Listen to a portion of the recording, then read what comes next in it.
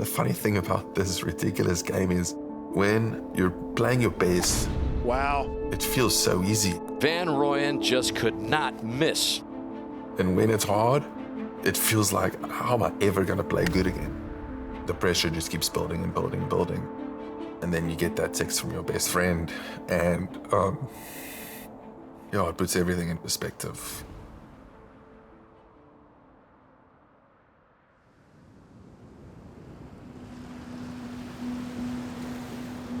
PGA Tour status was always the goal when Erik van Rooyen left his childhood home in South Africa to attend the University of Minnesota in the summer of 2009. Waiting for him at the airport that day was his freshman roommate and new teammate, Jon Trazzy, who went by the nickname Trazzy.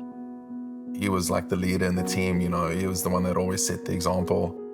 All 4 of my years were with him. He always made the right decision when the easy decision was probably the wrong decision.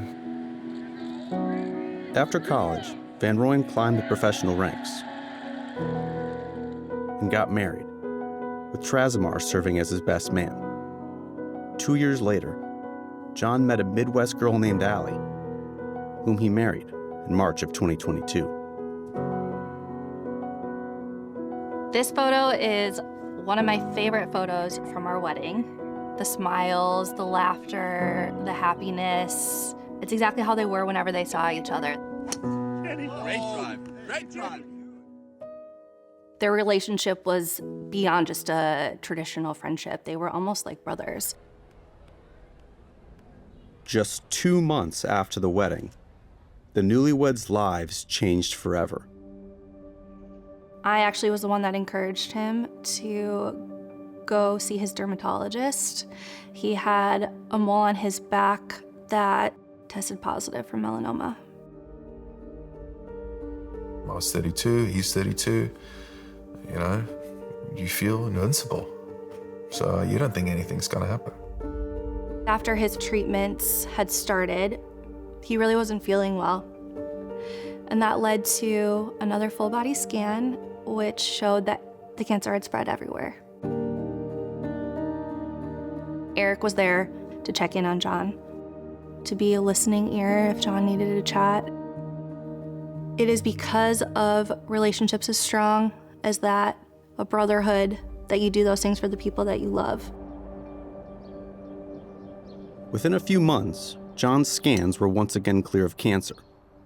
With his best friend in good spirits and believing the worst was behind them, Erik's focus returned to golf and fighting to keep his PGA Tour card. In November 2023, Van Rooyen was on the bubble with only 3 events remaining. I remember it like it was yesterday. I'm in the gym. It's about an hour and a half before my pro-am. And he sends us a group text, all our friends, saying, "Hey boys, bad news, doctor's given me 6 to 10 weeks to live." And I break down in tears while I'm doing my warm-up. On the course, it just became this idea of we're doing it for Trazzy. He would almost tell me every shot, this one's for Trazzy. Let's go. I think that was pretty powerful in a selfish way. Certainly helped me focus with no fear whatsoever, no regard for the result, in a sense. And that gave me a ton of freedom. Money! Playing for something greater than himself right now. Jon had a phone propped up in his hospital room with coverage so we could watch Erik play. Oh, he did it again. Erik van Rooyen, 6 birdies in his last 8 holes. I don't really know how we did it, because after golf, I'd be in my room crying, bawling my eyes out. And then the morning of, it's like, okay, let's go do the job. Let's go do the job. Let's do it, we're doing this for Trazzy so we can go see him. It is an eagle putt to win the tournament.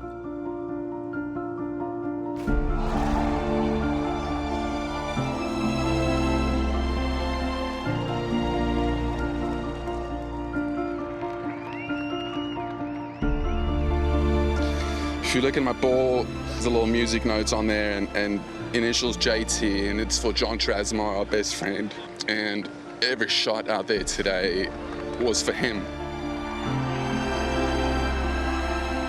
I don't think Erik probably realized how important of a week it was for Jon, too, in the sense that this tournament gave him a sense of joy that otherwise probably wouldn't have been present.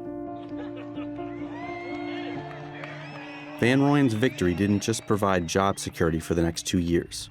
With his status secure, it also gave him one last chance to see his best friend. The next morning, Erik and his caddy, Alex Gaugert, flew from Mexico to Minnesota to say goodbye. I'll never forget sitting in the hospital, sitting on one side of the bed and he was sitting on the other, and we're each holding his hand. I looked at Ali and I told her, I said, Ali, we should probably go. And she said, yeah. And I grabbed his hand and the last thing he told me was, I'll see you soon.